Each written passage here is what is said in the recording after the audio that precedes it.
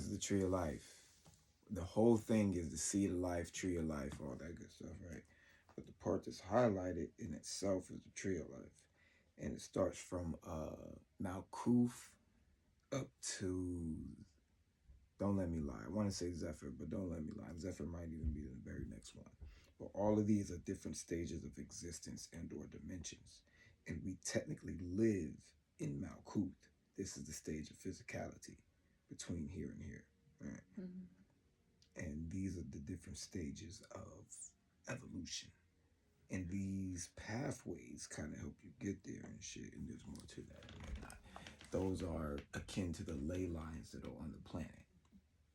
Yeah, I mean, you know what ley lines are? No. You haven't heard of ley lines? I've never heard of the ley lines. Oh my lord. Okay, so besides the Kabbalion. Yes, this is so exciting. Right. Besides this. Do an introduction. Oh. Okay. And then let me grab a notebook.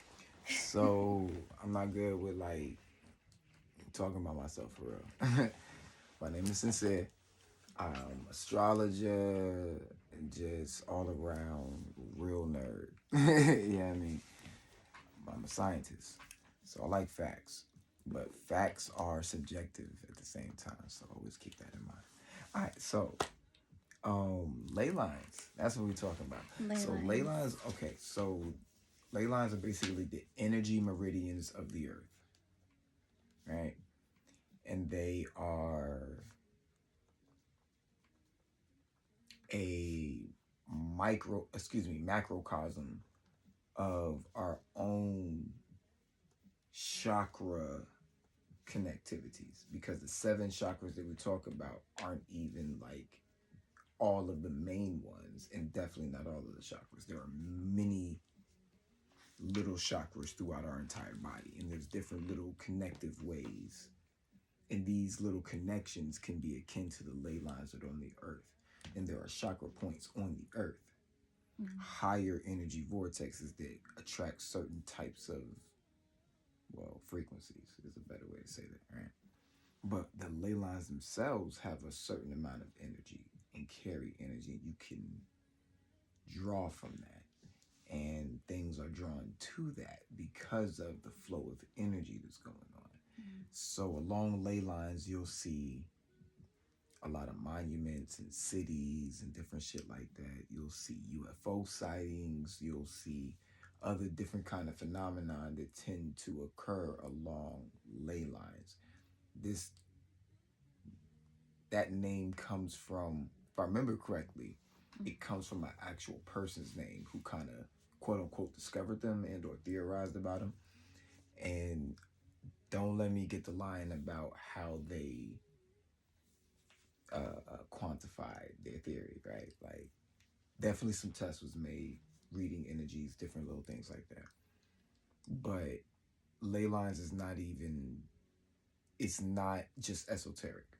Science knows about it. This is a definitive. And as I said, monuments throughout the ages follow these ley lines, taking from their energy. It's to connect a worldwide web of, well, just universal energy is the easiest way to say it, right? There's a web that envelops the earth. And this web is being sustained by these ley lines. And the ley lines are literally like the spider webs. That's a great way to look at it. Okay. That's a great way to look at it. And there are stronger points within that spider web, and then there's the center, right? And the spider itself can move along that web. Well, when the spider has babies, they know how to move along that web too. And just think of the main spider as the earth itself. It created the ley lines, and we navigate across them. We could either use them to our benefit, or we can go out and kind of do our own shit and kind of create lesser versions that may or may not become as strong, but you have to build that shit up, right? But as we're here, we can draw from that energy. The energy's already built up. There might already be a whole fly sitting there type shit, right? And the earth has that. We just mainstream doesn't focus on that shit, but they definitely know about it. That's wild. Is that part of the Matrix? That whole. Would that be parallel to it? To a degree. I'm going to just say this from my opinion. It helps sustain the gateway, or is the gateway between the matrix and whatever's beyond that. I'll just use that word. I don't want to get into what is beyond that or anything like that. So whatever we call the matrix or living in this reality, that is the first of undeniable gateways that we have. Is it the matrix? No. Does it sustain the matrix? No. It's literally like a doorway within a house. Wow. Yeah, not even a doorway, more like a window. Yeah.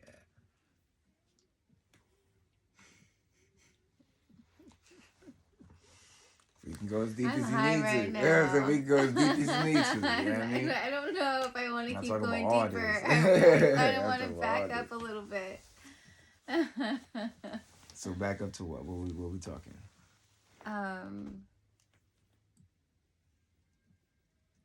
Man, that's like my mind is just trying to like, I can tell it's trying to keep up so badly, like, and process everything that's being said. Frequencies. Mm-hmm. Landline. Ley. L-E-Y. Ley line. Yeah, yes. L-E-Y. Ley line. These frequencies, we can access them. Yes. And are they at a frequency? What does that frequency feel like? Like, how would you describe it as to how it would affect us when we access it? I don't think an individual can describe another individual's experience for anything that's higher vibrational. Not even just higher vibrational. There are things that we experience every day, and or especially as a child we were aware of every day, that we have become numb to, we have put out as background noise, different little things like that, right?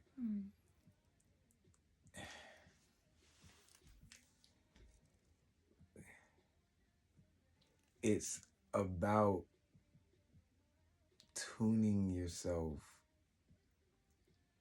into silence and realizing what's beyond that. Holy shit, hold on. Can you repeat that, please? It's about tuning yourself into silence and then figuring out or listening to what's beyond that. And all that means is, and part of what I'm saying is just my understanding of my teachings. This isn't one understanding or something you could just look up. After silence, after complete darkness, there's more. Everything that we perceive is subjected to the frequencies in which we are attuned to.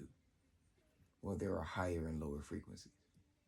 And many things exist within these frequencies. No different than turning a radio station. Might be country on one station, might be country on 10 stations. But you then clicked into 12, 15 stations. How many times did you hit static? Because nobody was on that particular frequency. And or using the language that you're looking for. You hear static doesn't mean ain't nothing there. But even within that, there is empty space to a degree, right? So you can be tuned into something that's not exactly happening. Say, I was to astral project while you were sleeping. What am I going to witness but your sleeping body? There's nothing going on. Now, let's say my perception had everything to do with your moving body. What would I see? Nothing. Because you're not moving. Doesn't mean you're not there. No. But you're not vibrating. That frequency isn't activated. So that, yeah, I'm sorry. I'm going to get into a few different rabbit holes. I'm going to get into a few different rabbit holes. But, yeah. So you mentioned that something exists between the frequencies. So things exist within, between, and without. Wow. But that's some other shit, right? The easiest way to always look at it, really, is just to go back to the radio thing. Mm-hmm. You can be on FM flipping through the stations, and you're looking for a specific genre. So you don't care what country's playing if you're looking for jazz. You're going to skip past that. Right. You just hear news, you'll skip past that. All that shit exists. You don't notice it. Kind of like a human walking along the street doesn't notice an ant. It's not vibrating on a frequency where I need to give a fuck. Right? Right. But this other human is in my way. I'm going to move out the way for it. You're in my frequency just enough for me to, okay, now I'm back to my shit. And then there's another human that's going the same way as you, or wearing a coat that you like, or having a conversation about something that you had a conversation about, or that you're attracted to. And these are different levels of frequency that we are attracted to. No different than looking for that station. So you're walking around, and that first person was jazz. That first person was country. That second person was a blog station, and then that next person was rock, but it was soulful. So they took your attention a little bit more. But then that jazz motherfucker came, and now you're really looking. You know what I mean? This is the kind of shit that we deal with every day. We just don't think of it that way because it looks like a sponge, a chair, a black person, a banana, whatever, right? It looks like this, but it's still all frequency, regardless. Mm-hmm. So going back to the radio station, you could be looking for whatever you want on FM. AM still exists. Right. And all that shit is still happening, even whether you're tuned into it or not. And this is like on a spiritual like knowledge or like a spiritual essence that we're talking about. Right. That we can experience. Right. This is transferable to any religion, the prayers that we say, down to why we don't fall through the floor. Things are vibrating at a certain frequency, and these frequencies affect, repel, attract, whatever, each other. This is the basic universal law of the matrix that we live in. Interesting. That is, or one of 7 principles, the Hermetic principles. About in how long that? Up in that motherfucker, right? That law of vibration, frequency, is how to understand why even magic works.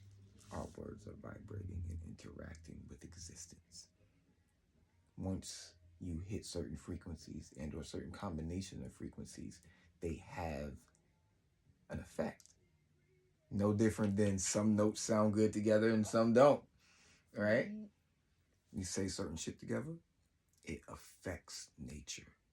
All magic is being able to speak to nature and manipulate it to your will. That's all magic is. Magic is being able to speak to nature and manipulate it to your will. And or a better way to even say it, what a druid would say is ask nature for its help to create more reality. Oh, I like that.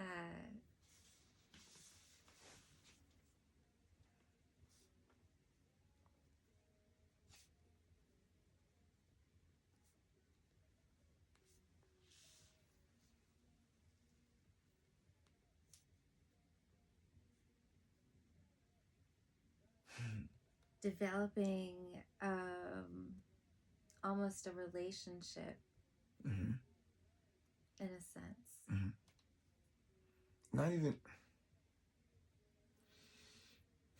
in one sense developing, yes. And that's just because we have to relearn certain shit. When we're born, we forget certain shit. All right, cool. Different rabbit hole. But developing that trust outside of yourself that it's still a representation of yourself, what you're dealing with, whatever you're dealing with, it's a representation of yourself, regardless. And when you trust in that to a pure degree, you begin to see loopholes and you begin to see almost like the man's hand in the puppet. We know Kermit ain't real, but we love Kermit. We love Kermit, right? But there's that man behind Kermit. And you begin to see that. And then now you can talk to that man. You know what I mean? Or you can appreciate what the man represents and what Kermit represents. There's so many different ways to look at it, but you have to know the man exists before you can see what's going on. And that's all we're trying to do. We're trying to, let me say try. When dealing with frequency, in order to understand it, you have to understand that there's always something lesser and greater. And accepting that you're only perceiving a part of the story is the only way to appreciate where you're at and to go further. So our life is directly connected with something on a much larger scale that we're only seeing a piece of or experiencing a piece of. So, okay, even visible light spectrum. Out of the whole known light spectrum, the visible light spectrum is about this much. But we know all these other different spectrums, infrared, X-ray, etc., right? But we see here out of this whole thing. Wow. You know what I mean? And that's just some of the shit that we know of.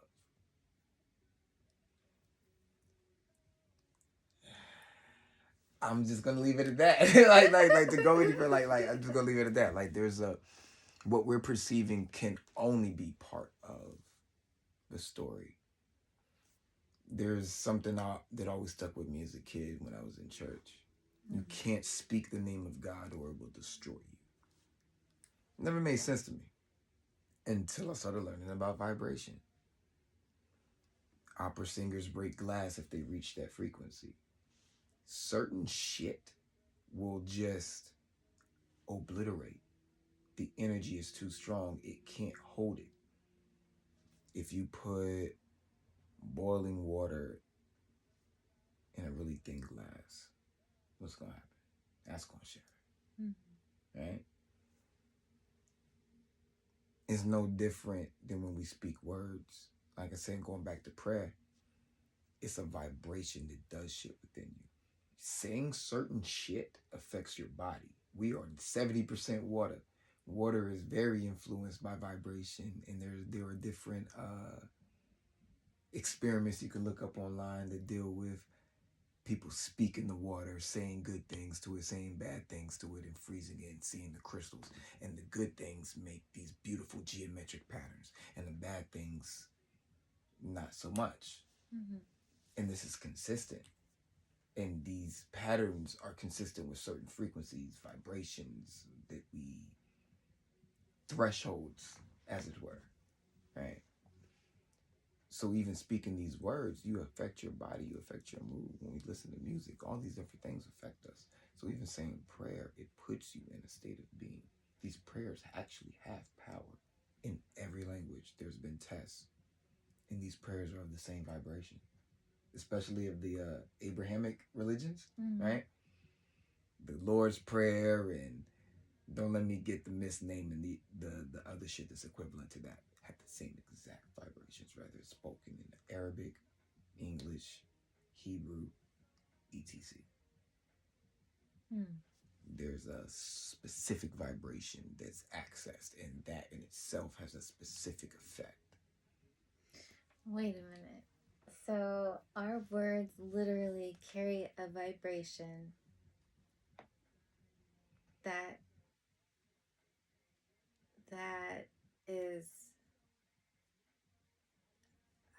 I don't even know how to explain it. But it's a powerful force in the universe? Yes. So English in itself is a magical, mystical slave language that's meant to keep people confused. But that's a different rabbit hole. Take the word, right? I'm telling you, we're dotted around like gophers. You know what I mean? This is beautiful. So take the word spell, right? Even in that, well, what do we call magic? Spells.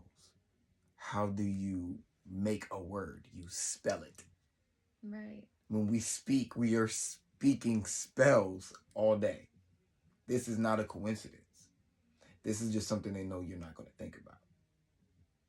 This is something they can put right in front of you and tell you the truth, but no, you're not going to understand it. So when we talk about they, are we talking about the originators of like the language? No. And yes. Okay, no. Let me actually answer your question without being the asshole, right? The day that I most notably speak of is a day that attempts to abhor natural law. I'm saying it that way for a reason.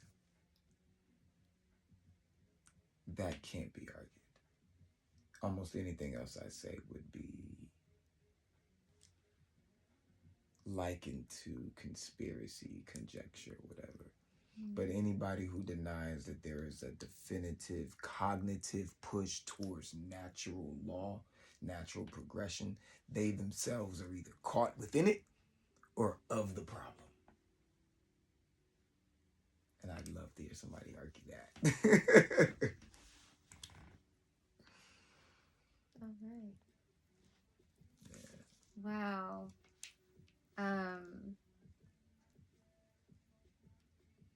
So vibrations, frequencies, our essence, our aura. And just for the audience, for the recording, for the audience, right? What is the difference between vibration and frequency? Vibration is a rate in which something is moving, oscillating back and forth, right? Frequency is the numeric value, the threshold, whatever that we give to that vibration. So 440, everybody knows 444, 440 hertz, whatever like that. Those are the frequency. That frequency is measuring a vibration of 444 oscillations back and forth. So that is the difference between frequency and vibration. Just to put that one out there. I like it. I like it a lot. Thank you for breaking that down. Word. Oh, what are we at? 23. That's not bad. It's not too bad at all. I felt like I was talking my ass. That was beautiful. I like that. This episode brought to you slightly in by Absolute, because we're bringing you the absolute truth around this mug. The absolute truth. It's close to possible. Yes. Perception issue. Until the next episode. Peace.